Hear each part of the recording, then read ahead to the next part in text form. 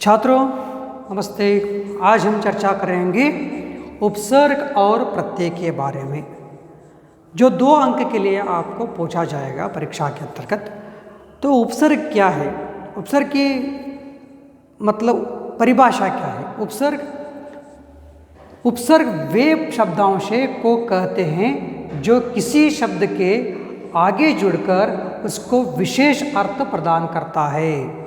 इसका मतलब क्या है, शब्द से पहले आता है, आने के बाद उसका विशेष अर्थ प्रकट करता है। जैसे उदाहरण के तौर पर अचल है और बरपेट है। ये अचल शब्द क्या है, चल मतलब जाना, एक जगह पर नहीं रहना, स्थित नहीं रहना। अगर इसके पहले हमने अ लगाया ना, अचल का मतलब एक ही जगह पर स्थित रहना, फिक्स रहना, हाँ, एक ही जगह पर चल, अचल। ये अ लगाने से शब्द में परिवर्तन आ गया। और दूसरे की भरपेट और एक उदाहरण है।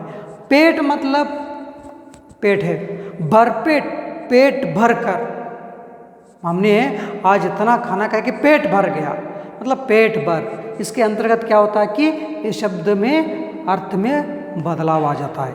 इसी प्रकार किसी शब्द के आगे जुड़कर उपसर्ग शब्दार्थ में परिवर्तन लाता है, एक नई विशेषता प्रदान करता है, एक नया जो शब्द, नया जो अर्थ वहाँ पे प्रदान होता है। हिंदी में जो उपसर्ग है, जो हिंदी की भाषाओं के अंतर्गत जब उपसर्ग का जो प्रयोग करते हैं, वे संस्कृत, हिंदी व उर्दू के हैं। जो हिंदी भाषाओं के अंतर्गत जो उपसर्गों का प्रयोग होता है, वो शब्द कहाँ से भी हमने ले लिया है, संस्कृत की भाषाओं के अंतर्गत, और दूसरे उर्दू की भाषाओं के अंतर्गत भी उपसर्ग हमने ले लिया है।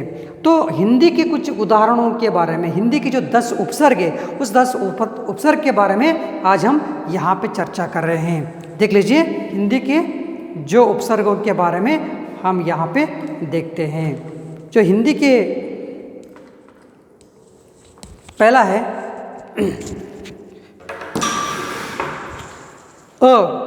अचल।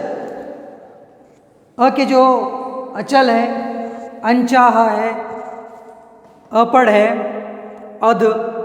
अध लिखा, अधमरा, 19, 29, औ के बारे में अवगुण, अवघट के बारे में, दो बारे में दुबला, दुप्रभाव, और निकम्मा, निहत्या, बिन बोया, बिन देखा, भरसक, भरपेट, भरपूर, कुपुत्र, कुरंग, सुडौल, सुमन, सुपात्र। मतलब इसके अंतर्गत हम क्या करते हैं, जब ये शब्द पहला आता है तो क्या होता है, इस शब्द में परिवर्तन आ जाता है। ये मूल रूप से हिंदी का ही है पूरा। जो 10 यहाँ पे आपको दिखाई दे रहे हैं ना, ये क्या है, हिंदी के उपसर्ग है। और कुछ उदाहरण आपको मैं बताता हूँ संस्कृत के उदाहरण यहाँ पे दिया गया हूँ।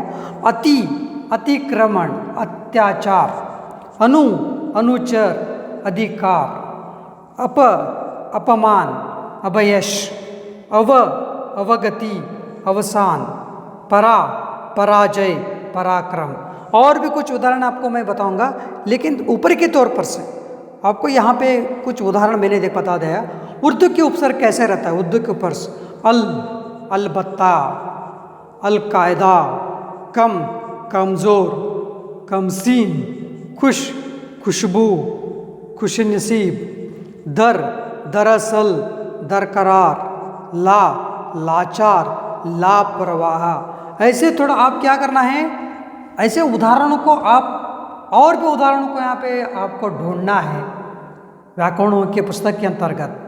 और ऐसे उदाहरण को आप लिखेंगे तो क्या होता है, परीक्षाओं के अंतर्गत आपको, हाँ, ये इससे पहला कौन सा आ जाएगा, उपसर्ग। शब्दों को आप अलग करेंगे, उस अर्थ में थोड़ा अलग कर देगा ना, तो तब पता चलेगा आपको, हाँ, ये उपसर्ग है। उपसर्ग जो आप याद रखो, उपसर्ग क्या है, शब्द से के शब्दांश के पहले आकर उस शब्द में परिवर्तन हो जाता है, यही उपसर्ग को कहा जाता है।